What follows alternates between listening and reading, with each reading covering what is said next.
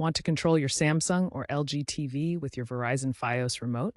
This video breaks down how. There are primarily two ways, using universal remote codes and the auto search method.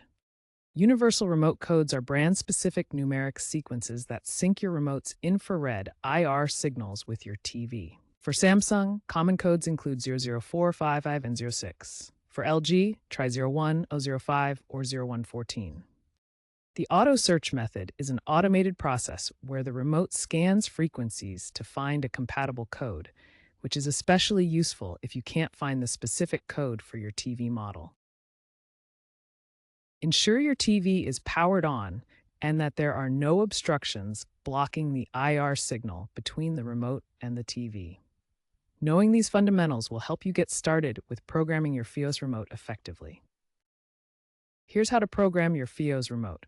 First, manually power on your Samsung or LG TV. Then, press and hold the TV button on the Fios remote until the lights flash. Next, either enter a known code for your TV brand or initiate the auto search by following the on-screen prompts, often involving pressing the CH+ button repeatedly. Test the remote's functions, like power, volume, and input switching, to see if it's working correctly. If not, repeat the process.